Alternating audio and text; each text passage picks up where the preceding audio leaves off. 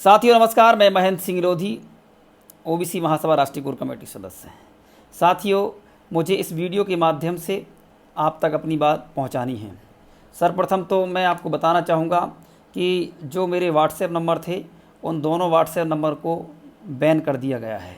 तो दोनों ही WhatsApp number ban है इस समय। और फेसबुक पे जो रीचिंग है बहुत कम कर दी गई है। कोई भी पोस्ट डालते हैं तो कम लोगों तक पहुंचती है। इसलिए मैंने यूट्यूब जो है इसका माध्यम चुना है कि हमारी ओबीसी महासभा की और हमारी बात आप तक पहुंचती रहे। साथियों, इस समय आप देख रहे हो कि चुनावी माहौल चल रहा है और आप मणिपुर का मुद्दा ले लो, हरियाणा का मुद्दा ले लो, और अब मध्य प्रदेश में जिस प्रकार से बजरंग दल ने एससी समाज और बाबा साहब अम्बेडकर की मूर्ति तोड़ने का जो काम किया है वो कहीं ना कहीं निंदनीय कृत्य है और ऐसे संगठनों पर बैन लगना चाहिए। ये क्योंकि मानवता के खिलाफ हैं, संविधान की व्यवस्था के खिलाफ हैं। साथियों, दूसरी बात यह है कि मध्य प्रदेश या पूरे और अन्य राज्यों 5 राज्यों में चुनाव होने वाले हैं और इसके बाद लोकसभा चुनाव होंगे। ओबीसी महासभा के माध्यम से हम लोगों ने ओबीसी समाज को एक करने का प्रयास किया और लगभग हमें इसमें कामयाबी मिली।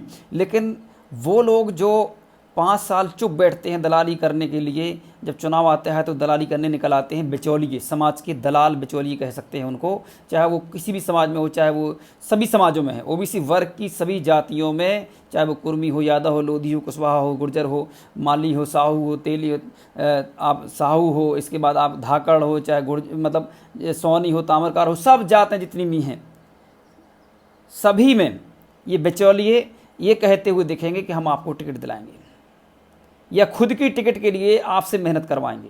और 5 साल ये जो विधायक सांसद बनते हैं ये चुप रहते हैं। अभी आप देखना, आपने देखा होगा कि सांसद विधायक जो हैं वो जाति के कार्यक्रम करते हुए दिखेंगे या जाति के दलाल जो हैं वो भोपाल में बड़ी बड़ी रैलियां करवाते हुए दिखेंगे और उसमें भीख मांगते दिखेंगे कि भैया शिवराज सिंह जी, कमलनाथ जी, हमें भीख में 2 टिकट दे दो, है ना, हमारी इतनी संख्या है, हम 10% हैं, हमें 2-3 टिकट दे दो। समझ गए? इस तरीके से वो भीख मांगते हुए दिखेंगे। और ये एक खास वर्ग होता है बिचौलिया। इसकी कोई जाति नहीं है, ये जाति के नाम पे करते तो हैं, ये अपने आप को सिर्फ प्रमोट करने के लिए या पार्टियों को दिखाने के लिए, देखो मैं जाति का दलाल हूँ, मैं बहुत बड़ा दलाल हूँ। ऐसे कई लोग, जातियों के लोग जो हैं ये काम करते दिखेंगे। अब इसमें एक चीज़ और आपको मैं जोड़ूंगा कि इन सभी जातियों के जो ओबीसी वर्ग की जातियां हैं, इनके कहीं ना कहीं बीजेपी और कांग्रेस में विधायक सांसद हैं। ये विधायक सांसद 5 साल तो आपकी जाति की बात नहीं करते हैं। जैसे चुनाव आता है तो ये उन्हीं पार्टियों से, जिस पार्टी से जुड़े हैं वहीं से बना के लाते हैं कि भैया हम जब चुनाव जब हम करें जाति का कार्यक्रम तो हमें क्या मुद्दे होना चाहिए। तो आरएसएस तय करता है कि ये वाला मुद्दा करो। आप सब्जी भाजी का प्रकोष्ठ बना देते हैं आपको, या आपको कोई भी प्रकोष्ठ ऐसे बना के दे देते हैं आपको। जैसे कि आपका नामदेव है तो उनको नामदेव वाला प्रकोष्ठ बना देते हैं, या बड़ाई है तो उनको बड़ाई वाला प्रकोष्ठ बना देते हैं। ऐसे मतलब तमाम प्रकार के प्रकोष्ठ बना के और एक झुंझुना दिखाने का प्रयास करेंगे। कई प्रकार, सभी जातियों का है ऐसा, जाति के जो आपके काम हैं उनके प्रकोष्ठ बनाने का ये प्रयास करते हैं, जिससे कि आपको लगे वाह यार, मेरा तो मोची का बना दिया, मैं तो रजक धोबी का बना दिया, मेरे को कपड़ा बिल्कुल तुम्हें ही करना है सिर्फ, है ना, जूते तुम्हें ही सिलना है सिर्फ, है ना। मतलब ऐसे आपको लगेगा जैसे कि बहुत बड़ा काम हो रहा है, जबकि ये आपको शर्म आना चाहिए कि आपकी जाति के हिसाब से आपको दिए जा रहे काम, जबकि इस देश के अंदर संविधान ने व्यवस्था दी है कि आपको आपकी संख्या के अनुपात में हिस्सेदारी लेना है सभी विभागों में।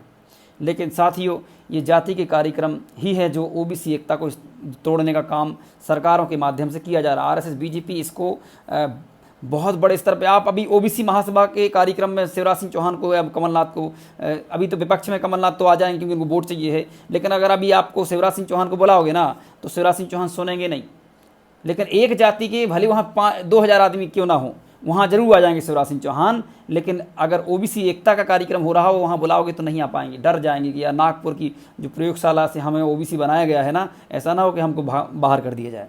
इसलिए ये आपको समझना होगा, जाति के कार्यक्रम सिर्फ दलाली के लिए हो रहे हैं और ओबीसी महासभा के कार्यक्रम जो हो रहे हैं वो आपको आपके मुद्दों को आगे बढ़ाने के लिए, मुद्दों को जनता तक पहुंचाने के लिए, जागृत करने के लिए।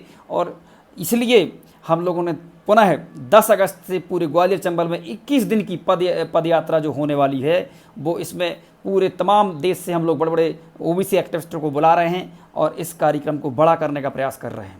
साथियों, आप सब जानते हैं कि जब तक इस देश के अंदर जातिगत जनगणना नहीं होगी, तब तक इस देश के अंदर ओबीसी समाज के साथ जो अन्याय अत्याचार हो रहा है वो बंद नहीं होगा।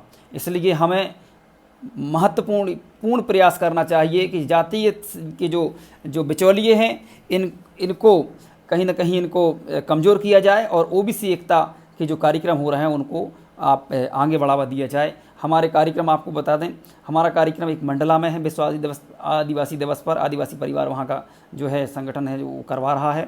दूसरा हमारा कार्यक्रम जो है जालौन फूलन देवी जी हमारी जो थी, जिनकी शहादत दिवस मनाया जा रहा है, आप सब जानते हैं फूलन देवी जी को। इसके बाद हमारे कार्यक्रम है पन्ना में 16 अगस्त का, जिसमें अवंतीबाई लोधी जी का जन्म जयंती मनानी है और इसके बाद अवंतीबाई जी की जन्म जयंती ही छिंदवाड़ा में 20 तारीख को मनाई जाएगी। ये हमारे कार्यक्रम हैं और इन कार्यक्रमों में आप ज़रूर पहुँचें। हमारे वही मुद्दे रहेंगे। हमारी कोशिश है कि हम सभी महापुरुषों की जो जयंतियां हैं सभी मिलकर मनाएं, एक ओबीसी बैनर ओबीसी एसटी के माध्यम से मनाएं, बहुजन एकता स्थापित करके मनाएं, ताकि दूर दूर तक हमारे महापुरुषों की विचारधारा फैल सके। आप अगर किसी महापुरुष को अपनी एक जाति के अंदर समेटने का प्रयास करेंगे तो आप कभी आगे नहीं बढ़ पाएंगे, ना ही आपकी महापुरुष की विचारधारा आगे बढ़ पाएगी। इसलिए सभी मिलकर, जैसे बाबा साहब अम्बेडकर जी का अब जन्म जयंती मनाते हैं, जैसे ज्योतिबा फुले का, साहू जी महाराज का, जैसे आप सावित्री फुले का, ऐसे ही फूलन देवी, अवंतीबाई लोधी और तमाम जितने भी शहीद हमारे गुरु महात्मा हैं, इनकी सबकी जयंती मनाएं।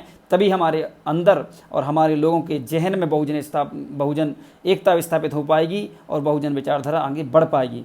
बहुत बहुत धन्यवाद। आप इस वीडियो को जरूर शेयर करके लोगों तक पहुंचाने का प्रयास करें। हम निश्चित लड़ाई लड़के और मनुवाद को हराने का प्रयास करेंगे। धन्यवाद। जय ओबीसी, जय संविधान, जय जवान, जय किसान। इस वीडियो को आप ज़रूर शेयर कीजिएगा और लाइक और सब्सक्राइबर भी आप बढ़ाने का प्रयास करिए। लोगों से बोलिए कि जुड़ें, ताकि हम हमारी आवाज़ तक आप तक पहुंचा सकें, क्योंकि फेसबुक और व्हाट्सएप कहीं ना कहीं हमारे आप काम करना बंद कर दिए हैं। एक यूट्यूब ही एक बचा हुआ है जिसके माध्यम से हम अपनी आवाज़ को आप तक पहुंचा सकते हैं। धन्यवाद।